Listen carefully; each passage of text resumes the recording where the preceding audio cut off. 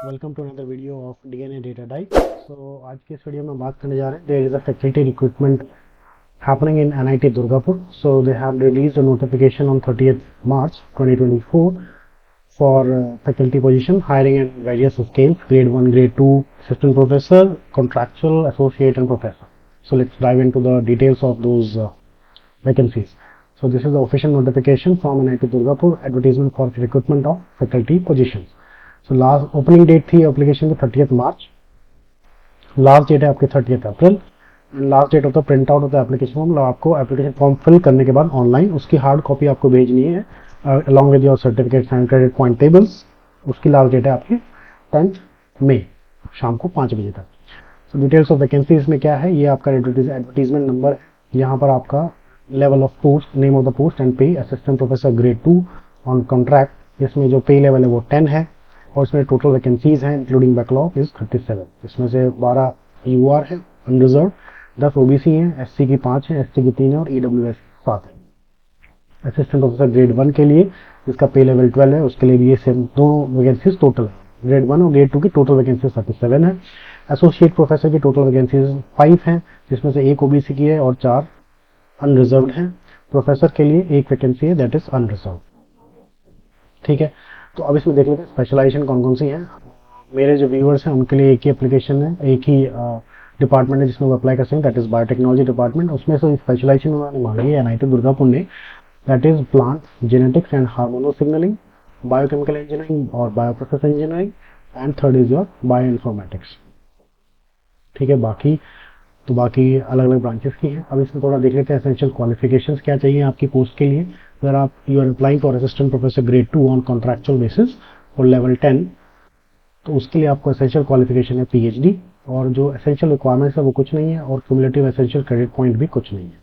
जब आप same assistant professor grade 1 के लिए अप्लाई करते हैं लेवल 12 में, के लिए एसेंशियल क्वालिफिकेशन पीएचडी है एंड 3 years आफ्टर पीएचडी और 6 year total teaching and research experience in reputed academic institutes of research and development laboratory और रेलेवेंट इंडस्ट्री। यानी कि आपको पीएचडी के बाद 3 साल का एक्सपीरियंस चाहिए या आपको टोटल 6 साल का एक्सपीरियंस चाहिए अगर आपको ग्रेड 1 में अप्लाई करना है।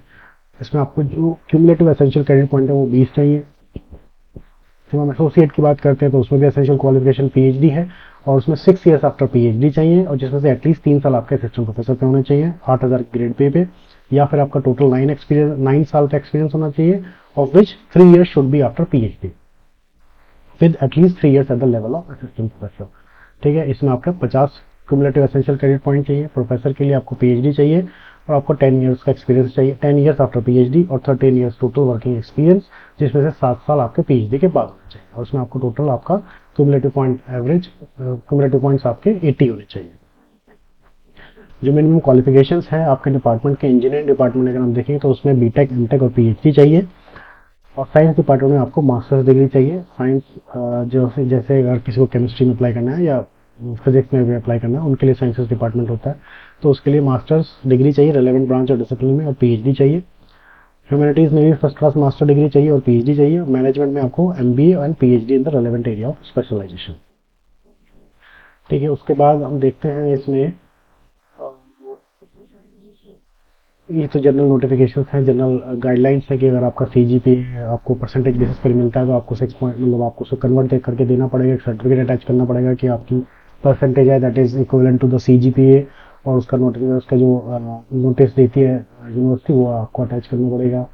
उसके बाद आपको working experience from institute of repute will only be considered as per oversight committee resolution, यानी कि अगर आपका एक्सपीरियंस किसी ऐसी यूनिवर्सिटी में जो जिसकी एनआईएफ रैंकिंग नहीं है, then that experience will not be considered. Candidates who require essential qualification or preceding degree from abroad shall be considered if degree is offered by National University Institute of respective country, और उसकी जो QS world ranking में कोई उसकी ranking है, QS world ranking universities की जो निकलती है उसमें कोई रैंकिंग है। Candidates after PhD directly after BTech shall also be considered for the post if they fulfill other criteria. They should have obtained first class at the bachelor degree.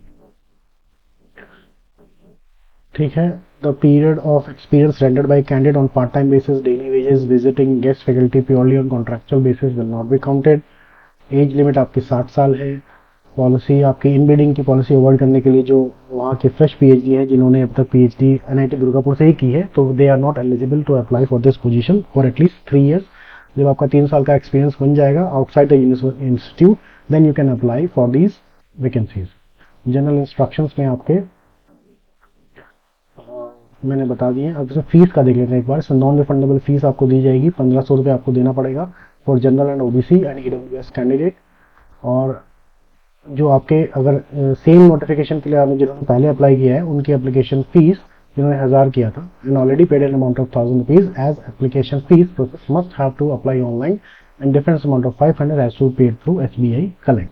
इनकी 1500 रुपये total fees है, लेकिन क्योंकि ये notification पुराना है, दोबारा नया निकाला है, तो जिन लोगों ने पुराना एप्लीकेशन भर दिया था 1000 रुपये की फीस वाला, उसमें उनको 500 रुपये एक्स्ट्रा देने हैं। ठीक है। उसके बाद इसमें रिटन एग्जाम भी कंडक्ट किया जा सकता है depending upon the application receive and presentation भी देनी पड़ सकती है आपको depending on the topic selected by the candidate. आपको अपना जो कैटेगरी का सर्टिफिकेट वो आपको अपलोड करना है। उसके बाद अप्लाई करने के लिए जैसे मैंने बताया लास्ट डेट है आपकी 30 अप्रैल, और जो आपका ऑनलाइन फॉर्म है उसकी हार्ड कॉपी निकालकर, प्रिंट आउट निकालकर अपने क्रेडिट पॉइंट टेबल के साथ एंड अपने जो डॉक्यूमेंट्स हैं उनके साथ, सेल्फ वेरीफाइड डॉक्यूमेंट्स उनके साथ आपको इस एड्रेस पर भेजना है। Registrar National Institute of Technology Durgapur, West Bengal, 10 मई से पहले 5 बजे तक। उस लिफाफे के ऊपर आपको लिखा होना चाहिए application for the post of, जिस भी पोस्ट के लिए आप अप्लाई कर रहे हैं इन द डिपार्टमेंट ऑफ, जिस भी आप डिपार्टमेंट में अप्लाई कर रहे हैं। ठीक है, तो that's it, this is the information that I wanted to convey today. Thank you.